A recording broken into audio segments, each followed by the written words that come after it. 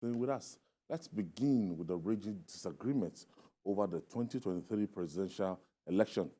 The ruling All Progressive Congress, APC, has challenged the former secretary to the government of the Federation, Babachir Lawal, to show proof that the presidential candidates of the Labour Party, Peter Obi, won the election. The APC National Publicity Secretary, Felix Muka, urged Lawal to concentrate on managing his farm and stop constituting himself to a needless distraction unbefitting of his age and status.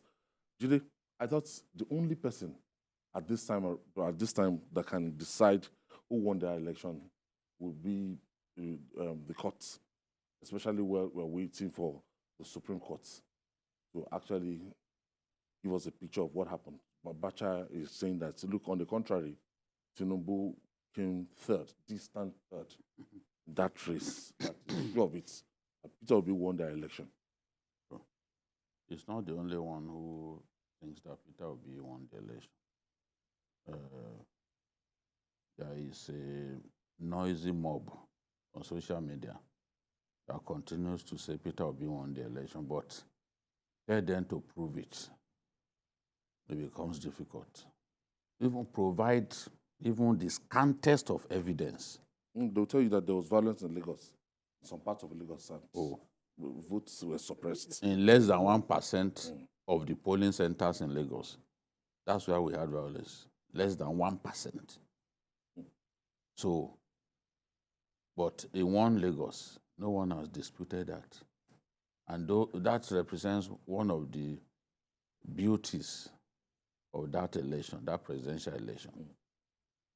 That you could come to Lagos here and defeat Bola Ahmed Tinubu, who was governor for 8 years, who has been the godfather of Lagos politics, you know, since he inherited the AD. Since he inherited the AD, he had been the godfather, the controller of politics here, the person who holds the lever of power in Lagos. So if you could come here and defeat him, and it didn't lead to violence, you won, and people went to their homes quietly. That should tell you that that election was largely free and fair. No one should expect a perfect election in our country at this time. Countries that are older than us, in terms of the adoption of democracy or even the presidential system, they still haven't perfected the art of conducting elections and announcing winners. So no one is saying that the election was perfect, no. But generally that election was fair and fair, and Peter Obi was well beaten.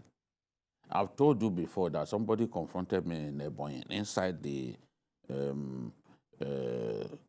lift of the University of Medical Sciences that the current Minister of Works built in that place.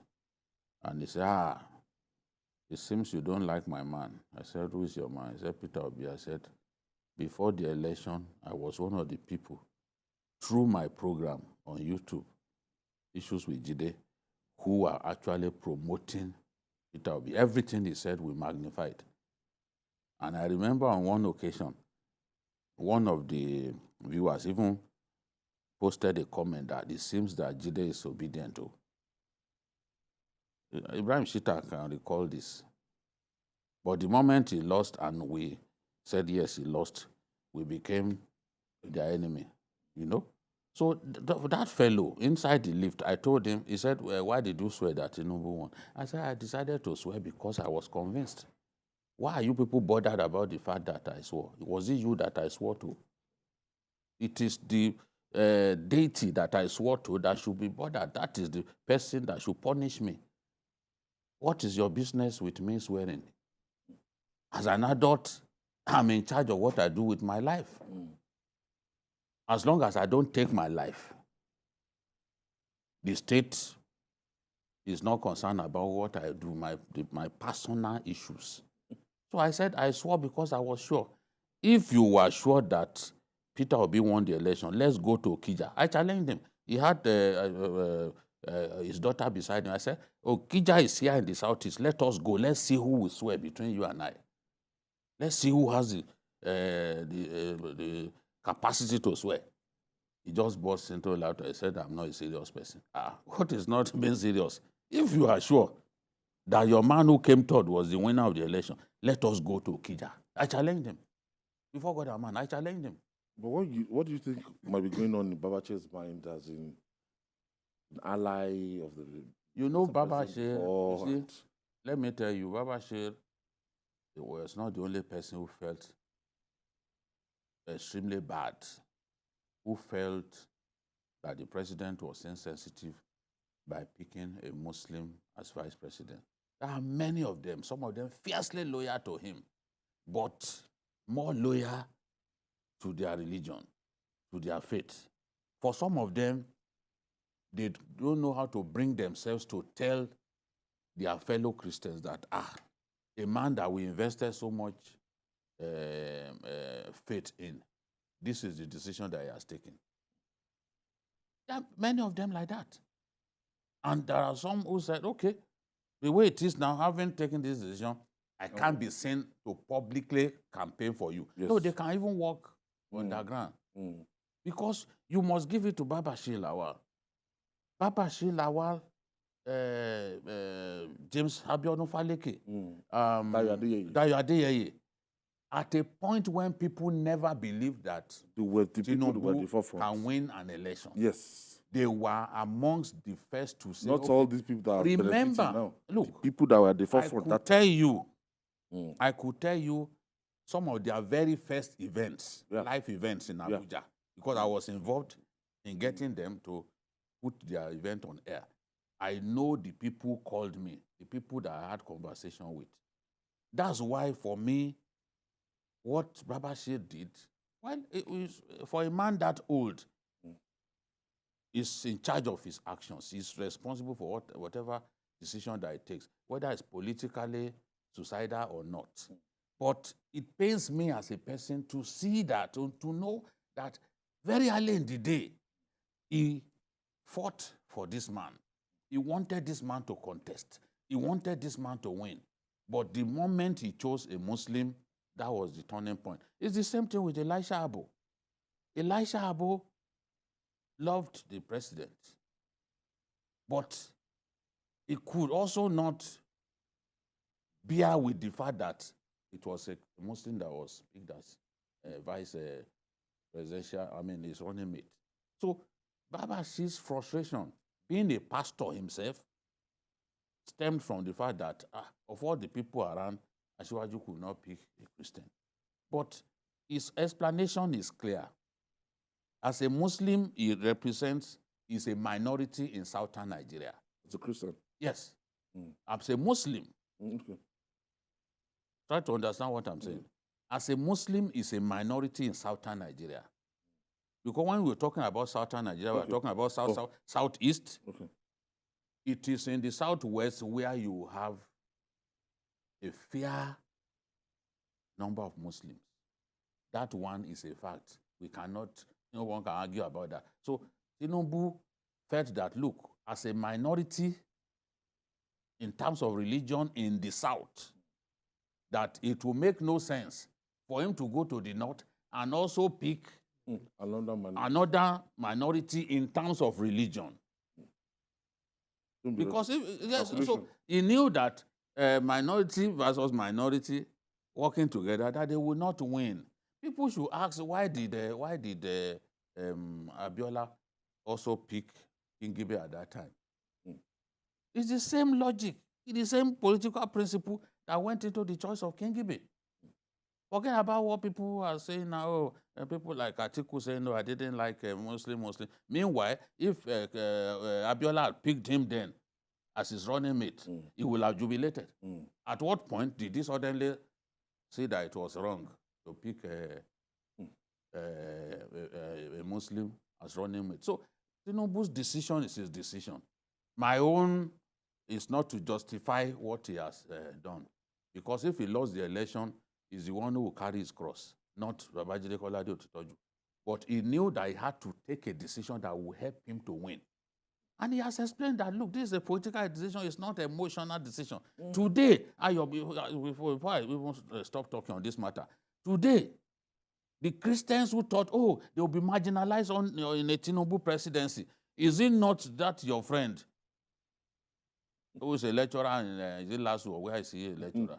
The one that usually puts the muffler. Murik. Is he not saying now that this regime has benefited Christians more than Muslims? Has he not been saying that? No. Have you not been reading him saying that Tinubu's regime, he has been appointing Christian? So, oh God. We said at that time that this person is not a bigot. There's no need to be apprehensive about the choice that he made. It will be fair to all. Today, with Christians, they have SGF, they have a Senate president, and in terms of the appointments that he has made, the Murik man is already standing on the rooftops complaining. If he had chosen a preponderance of Muslims, will the Murik man, will he, knowing him for who he is, will he be complaining that they are picking so many Christians? To the matter, when you look at what might have, why didn't Babachir wait for, the Supreme Court to actually, speak before saying with a kind of air of authority that he's sure what went down? We all know that Nigeria is a country of anything goes. Under normal circumstances, except the fact that they are playing politics, he should not have been dignified with a reply or with a response to what he has said, because the case is purely before the Supreme Court. And between now and the next 8 weeks, at least the Supreme Court will make a clarification and a ruling that will be binding for years to come. I am very sure about that. That ruling is going to be binding for years to come. But aside that, people just wanted, sorry, for his age. In spite of his age, in spite of his experience, there are people who cannot get away from being in the public domain. He just wanted to be seen and to be known that he's opposing the party, somebody that he has worked with for a very long time. And like Jide said, who can now tell me in the last, when you look at the number of nominees, all those people have been appointed into government, in what way has religion, either you're a Muslim or you're a Christian, but especially Christian, go ahead and be a Christian, but in what way has it affected governance? We are not talking about emotion here. We are talking about competency. We are talking about somebody who can win an election. We are talking about how far, if you say you are a Christian or you're a Muslim, you get to Ojolowo market, or you get to Wuse, you say you want to buy a tuber of yam. Is the man going to ask you, are you a Muslim or you're a Christian? What should concern everything right-thinking Nigeria now is how to make life comfortable to an every Nigerian. But because people like Lawal has refused to allow politics to go, this is not an era for politics, because there won't be another election until the next 4 years. So people should allow the Supreme Court, that is the final arbiter on this matter, to talk, rather than trying to grandstand or trying to push the judges or intimidate the judges. So I think at a particular point in time, we should behave like a normal human beings, that in a normal crime. Like I said, except the fact that they are playing politics, he should not have been dignified with a reply. Maybe he just wants to draw attention. But he wants to draw attention of Nigerians to himself, because the thing is gone already. There's nothing you can do about that. And we can all see all those people who have been appointed into government. Is it a reflection of Islamic Republic or Muslim thing? No. That thing stopped at using it to win election. And the man has decided to pick people who are competent. Nobody, I can say, I would have expected him to criticize the people that have been appointed into several positions. But he chooses not to do that. He kept on going back to an election that he cannot prove. And the issue of law is you prove beyond reasonable doubt. None of them, I'm still surprised, that has come out and said, okay, Ashwaju win 8.1 million votes. And actually, Obi won, scored 8.8 million votes. Thereby, it should have been declared and give us the alternative. From EC8, all their polling agents signed at the polling station that this was the result. Nobody has talked about that. People are talking about extrajudicial thinking, matters that should have been discussed and dealt with before the election. People now take us back to that matter, as if it is possible for you to now go back to the Supreme Court and begin to ask lawyers to give evidence. You don't call witnesses at the Supreme Court. You don't give evidence at the Supreme Court. You don't even call lawyers. Blame him because before the election, he granted an interview to a TV station where he was saying, Bola will not win this election. Bola will not win this election. And I was looking at him that day. Look at him. I don't know why. As he was speaking with that, my younger brother, I was anchoring the show. I was shaking my head because it was already at a time when we too were doing our state-by-state analysis. Who will win, you know? And he was saying, Bola will not win this election. Go back, because he was quoted, many papers reported, I said, Babachir Lawal cannot win his word. He has a history of losing his word. Not to talk of his local government. In Adamawa? Yes. So, and that's the problem, that Bola will not win this election. So, now that Bola has won the election, what do you expect him to do, other than to take a cheap shot at a controversy? Just trying to start the honestness and draw attention election to has ended. Let us move on. Go and prepare. Maybe next time you will manage to win your polling center. I mean, the election has finished. We should move on. People are behaving as if this is the first time we are having an election in You Nigeria. took a political gamble, a political decision. It has not favored you. You should do some soul searching. There are people who make missteps in their lives, but it will help them to bounce back. Yeah. You are not finished politically. You are still there. Maybe next time your judgment will be better. In this case, your judgment, yes, your judgment has been wrong. It's similar to all those pastors who, because of Muslims, they go on the pulpit and be cursing people. Cursing people for. How do you curse people because for political difference? You are not a pastor. If you stand on the pulpit, you are cursing people because of political difference, then you are an idol worshiper. You are not a pastor. That is it. You are not a pastor. Don't parade yourself as a pastor, because before me you are just as tiny as a mustard seed. Even the mustard seed is even better than them, because mustard seed will germinate and Okay, now. You are taking it to another level. Moving on now.